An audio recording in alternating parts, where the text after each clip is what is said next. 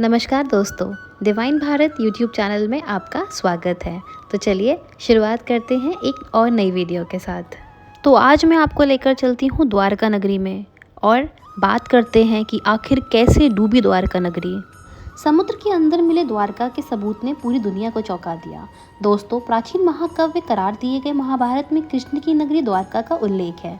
लंबे समय तक एक बड़ा तबका महाभारत को महज पौराणिक ग्रंथ ही मानता रहा।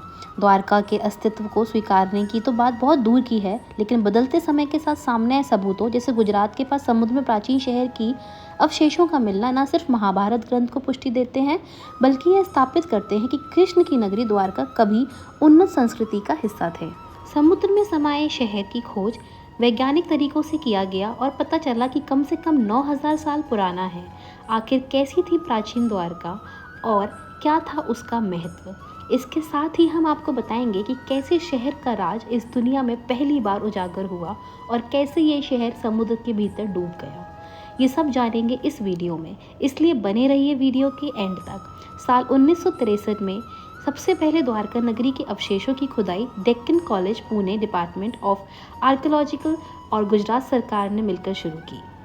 एच.डी. सांकलिया की अगुवाई में इस खुदाई में शुरुआती तौर पर कुछ बर्तन मिले जो वैज्ञानिक जांच के बाद करीब 3000 साल पुराने पाए गए।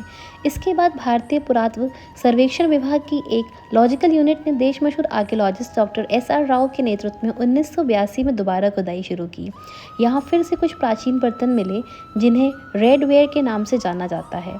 इससे उत्साहित होकर अरब सागर में तत्कालीन प्रधानमंत्री की मंजूरी के बाद गहनता से खुदाई का काम शुरू किया गया।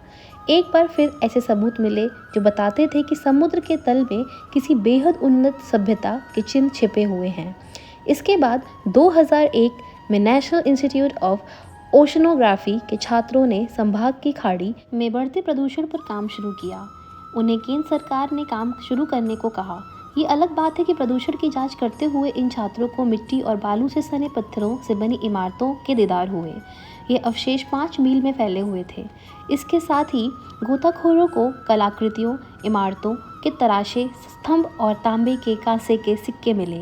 मोटे तौर पर इन्हीं 3600 साल पुराना माना जाता है। सही उम्र पता लगाने के लिए कुछ नमूनों को मणिपुर और ऑक्सफोर्ड यूनिवर्सिटी भेजा गया। कार्बन डेटिंग तकनीक से पता चला कि कुछ नमूने 9000 साल पुराने हैं। इस तरह श्री कृष्ण की नगरी द्वारका के सबूत दुनिया के सामने आ सके। खंभात में जो अवशेष मिले वह 7500 ईसा पूर्व के कालखंड के थे, यानी अब तक घोषित किसी भी प्राचीन सभ्यता से कहीं पुरानी सभ्यता है। गौरतलब है कि दक्षिण गुजरात के समुद्र में 130 फीट की गहराई में शोधार्थियों को मिली नगर संरचना विलुप्त हो चुकी भगवान श्री कृष्ण की नगरी का एक हिस्सा है। यह नगर रचना 9000 साल पुरानी द्वारका नगरी है। 1988 में इसे समुद्र क्षेत्र में आर्कियोलॉजी एंड ओशन टेक्नोलॉजी विभाग को समुद्र एक पर्वत मिला। यह पर्वत समुद्र मंथन के वक्त इस्तेमाल में लाए गए शिखर का हिस्सा होना बताया जाता है। आपको जानकर हैरानी होगी कि 40 किलोमीटर दूर और तापी नदी के मुख्य स्थल के पास अरब सागर के उत्तर पश्चिम में प्राचीन नगर के अवशेष मिले थे। तब 130 फीट गहराई में 5 मील लंबे और करीब 2 मील चौड़ाई वाला 9000 साल पुराना नगर मिला था। मरीना के लॉजिंग डिपार्टमेंट ने 2 साल के रिसर्च में 1000 नमूने खोजे, जिनमें से 250 पुरातत्व महत्व की अहमियत रखते हैं।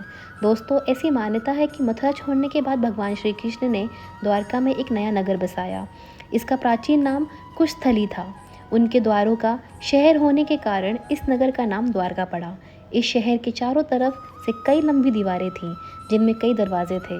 ये दीवारें आज भी समुद्र की गर्त में हैं। बताया जाता है कि कृष्ण अपने 18 साथियों के साथ द्वारका आए थे।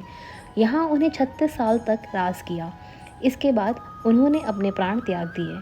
भगवान कृष्ण के विदा होते ही द्वारका नगरी समुद्र में डूब गई और यादव कुल नष्ट हो गया।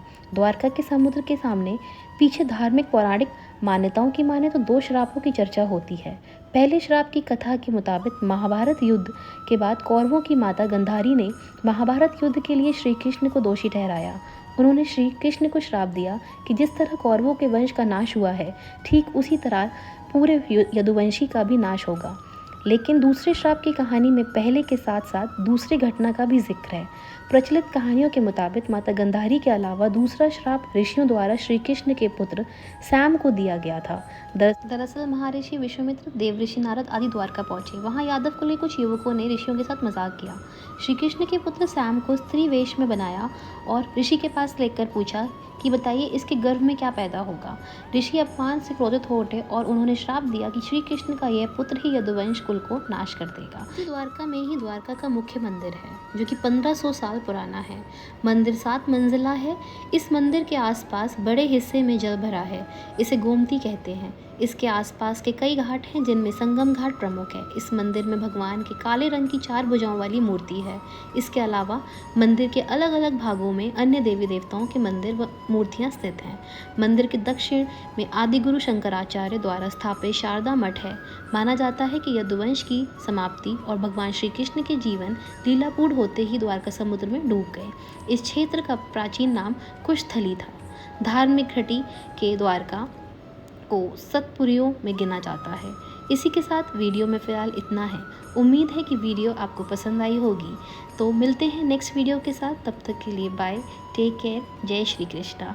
और अगर आप चैनल पे नए हैं तो चैनल को सब्सक्राइब करें और इस वीडियो को ज़्यादा से ज़्यादा शेयर करें और हमें कमेंट में ज़रूर बताएं कि आपको ये वीडियो कैसी लगी। मिलते हैं जल्दी ही एक नई वीडियो के साथ। तब तक के लिए आप कमेंट में ये भी बता सकते हैं कि अगला टॉपिक आप क्या सुनना पसंद करेंगे। धन्यवाद।